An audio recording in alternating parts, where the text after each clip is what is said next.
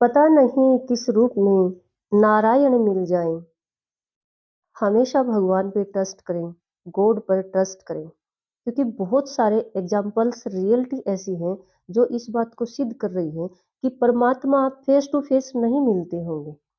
भगवान को किसी ने नहीं देखा होगा, लेकिन कितनी ही बातें ऐसी होती हैं इंसान की लाइफ में कि हम ये सोचते हैं ये ऐसे कैसे हो गया, या इस तरह की हेल्प हो जाती है कि हम ये रियलाइज करते हैं कि बिना जान पहचान अनजान व्यक्ति से किस तरह हमारी हेल्प हो गई। उसी को कहते हैं कि ना जाने किस रूप में नारायण मिल जाए। और ये उन्हीं के साथ होता है जो गॉड पर ट्रस्ट करते हैं, जो अच्छाई पर बिलीव करते हैं, जो हमेशा अच्छे कर्म करते हैं, जो बुराई से डरते हैं। इसे जो लाइन को सिद्ध करने के लिए, इस लाइन की सच्चाई को प्रूव करने के लिए आज मैं लेके आई हूँ आपके सामने एक छोटी सी घटना। एक बार एक सेठ था, और उसका जो मन इतना विचलित हो जाता है रात के समय, उसको नींद ही नहीं आ रही थी। भगवान शिव का भक्त था, मन मन में भगवान की प्रार्थना करता है कि हे भगवान, कुछ बात भी समझ में नहीं आ रही है कि मुझे नींद क्यों नहीं आ रही है। कोई ऐसी खास बात भी नहीं हुई कि मैं ये मान लूं कि आज मुझे टेंशन हो गई है, लेकिन इतनी बेचैनी क्यों है, मैं इतना बेचैन क्यों हूँ। ऐसा सोचता रहता है, टहलता रहता है अपने घर के बरामदे में, कभी बाहर आता है, कभी अंदर जाता है, लेकिन बेचैनी इतनी बढ़ जाती है कि उसको नींद ही नहीं आ रही है। जब उसको ये हो जाता है भी, कुछ भी समझ नहीं आता है, तो पास में शिव का मंदिर था। उसने सोचा चलो भाई, शिव के दर्शन कर लेता हूँ, मंदिर जाता हूँ, मन चेंज होगा, तो जो सोच चेंज होगी, हो सकता है फिर मुझे नींद आ जाए। ऐसा सोचकर वह मंदिर की तरफ कदम बढ़ा देता है, और वहां जाकर देखता है कि एक व्यक्ति वहां पर भगवान शिव के सामने मत्था टेक कर रो रहा होता है। सेठ उसको उठाता है और पूछता है, क्या बात है। वह व्यक्ति कहता है कि मेरा बेटा बहुत ज्यादा बीमार है, एडमिट है, और डॉक्टर ने उसको उसके लिए जो पैसे जमा करवाने के लिए बोला कल सुबह तक, वो मुझसे अरेंज नहीं हो रहे हैं। बस, जब कुछ नहीं हो पा रहा है, तो भगवान से हेल्प मांगने इसके दरबार में आया, और रो इसलिए रहा हूँ कि सुबह होने वाली है। जब उसने ये लाइन कही कि सुबह होने वाली है, तो सेठ ने टाइम देखा घड़ी में, तो उस समय पर सुबह के 2:30 बज चुके थे। तो वो सेठ कहता है, आप रोइए मत, आप बताइए आपको कितने पैसे चाहिए। वह व्यक्ति बताता है कि मेरे को 1,15,000 रुपये सुबह जमा करवाने हैं। सेठ कहता है कोई बात नहीं। सेठ उसी समय पर वापिस आता है और ये पैसे लेकर जाता है और उस व्यक्ति को दे देता है।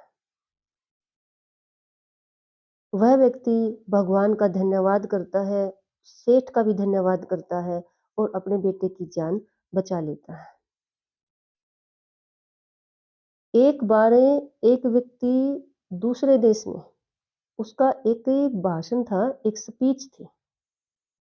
उसको उस टाइम पे पहुंचना बहुत जरूरी था, सभा का आयोजन था।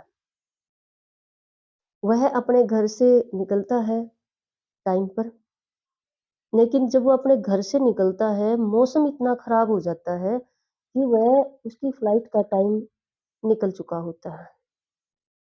वह बहुत जल्दी करता है, लेकिन तूफान बढ़ जाता है।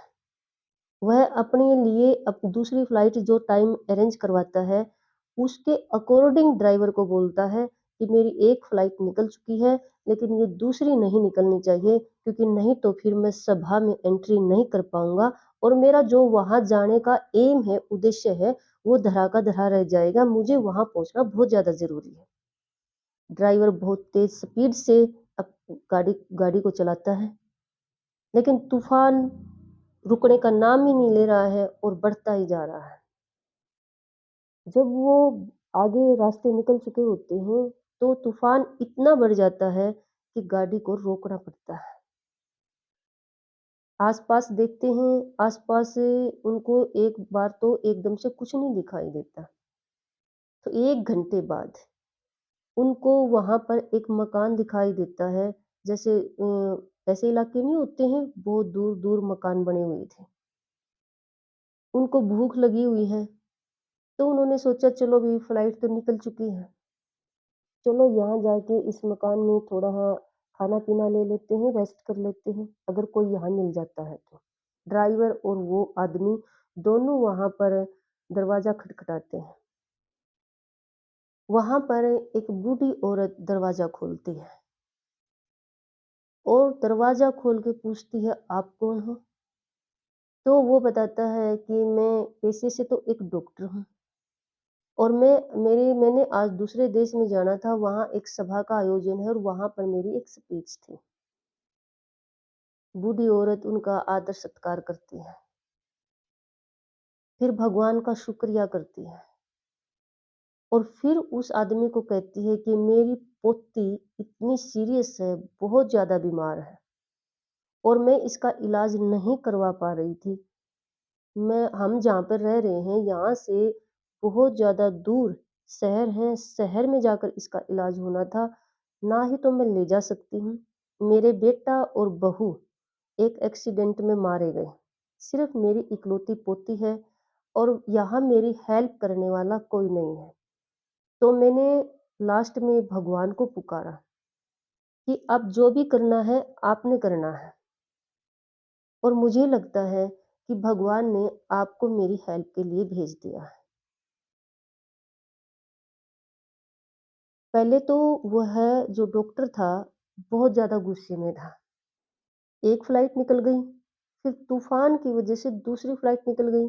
उसको तो बहुत बुरा लग रहा था कि भगवान मेरे साथ बुरा कर रहा है।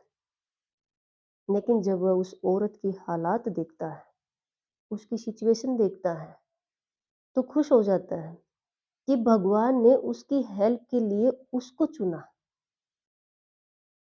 और खुश होकर उस लड़की को सुबह अपनी गाड़ी में लेकर जाता है, एडमिट करवाता है और उसका पूरा ट्रीटमेंट करता है। लड़की की जान बच जाती है।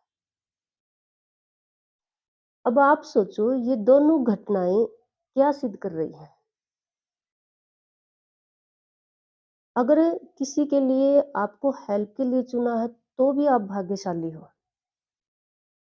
और किसको किसकी हेल्प कब करने के लिए भगवान कब बुलावा भेजता है, ये परमात्मा ही जानता, लेकिन भेजता है अच्छे ही इंसान को। जैसे उस डॉक्टर को फ़ील हुआ कि भी मुझे मेरी फ्लाइट मिस हो गई है, लेकिन मेरा वो काम रुक गया है दूसरे देश वाला, लेकिन भगवान ने क्या किया कि वो इतना ज़रूरी नहीं था, जो पुकार हो रही थी, उसके लिए उसको चुना। उसके लिए उस बूढ़ी औरत के पास उसको भेजा अपना दूत बनाकर। और ये लाइन बहुत ज़्यादा समझने की है कि परमात्मा का दूत बनकर अगर हम किसी की हेल्प कर सकते हैं,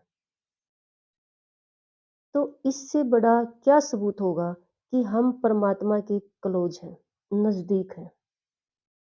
हम भगवान के वो बंदे हैं जिन पर भगवान ट्रस्ट करता है। ये लाइन तो आपने बहुत सुनी होगी कि खुदा पे ट्रस्ट कीजिए। इंसान ने भगवान पे ट्रस्ट करना चाहिए, लेकिन कुछ नेक बंदे, नेक दिल इंसान ऐसे भी हैं कि भी वो भगवान उन पर ट्रस्ट करता है। भगवान उनको चुनता है अपने काम करवाने के लिए। अब वो जो औरत थी वो भगवान को पुकार रही थी, तो भगवान ने भेजा उस डॉक्टर को, उसको चुना अपने काम के लिए। वहाँ मंदिर में वो जो व्यक्ति था भगवान को पुकार रहा था। भगवान ने भेजा उस सेठ को अपना काम करवाने के लिए। हेल्प तो खुदा से ही माँगी जा रही थी, लेकिन खुदा भगवान कभी भी फेस टू फेस इंसान से नहीं मिलते, ये गवाह है हमारा इतिहास। पहले देखो सतयुग में ऐसा सुना जाता था कि ऋषि मुनि जो तप करते थे, उनके सामने भगवान प्रकट हो जाते थे। लेकिन अब तो वैसे भी कलयुग चल रहा है, इसमें तो चांस ही नहीं सुनने में आया कि भगवान किसी को फेस टू फेस मिलते हैं। लेकिन ये भी बहुत बड़ी बात है कि भगवान किसी को चुनते हैं खुद का काम करवाने के लिए, ऐसे इंसान को जो सच्चे और नेक दिल इंसान होते हैं। अब वो जो सेठ था, उसको रात को नींद नहीं आ रही थी, उसको तो ये लग रहा था कि मेरा मन बेचैन है, मुझे नींद क्यों नहीं आ रही है, उसको तो बहुत बुरा फील हो रहा था। लेकिन जब उसने देखा मंदिर में परमात्मा ने उसको भेजा, कोई भी रीजन बनाकर, उसकी बेचैनी का रीजन बनाकर, वो भी इस बात को समझ जाता है कि भगवान ने उसको चुना कुछ काम करने के लिए, खुदा का काम करने के लिए। परमात्मा ने अपना काम निकालने के लिए जिस बंदे को चुना, उसको समझ जाना चाहिए कि वो इंसान सच में परमात्मा का दूत बनकर उस हेल्प के लिए आया है। तो देखो, इन दोनों घटनाओं से यही मैसेज है कि अगर कभी आपको किसी की हेल्प करने का मौका मिले, तो पीछे मत हटना। परमात्मा ने चुना है आपको उस इंसान की मदद करने के लिए। और जब कोई इंसान सच्चे दिल से भगवान को पुकारता है, तो फेस टू फेस भगवान बेशक ना मिले, लेकिन किसी न किसी को, अब अच्छे इंसान को अपना दूत बनाकर उनकी हेल्प जरूर करवाते हैं। हमेशा गॉड पर ट्रस्ट करें, बिलीव करें उस खुदा पर। और अगर लाइफ में कभी ऐसा चांस मिल जाए किसी की हेल्प करने का, तो हमेशा भगवान का धन्यवाद करें।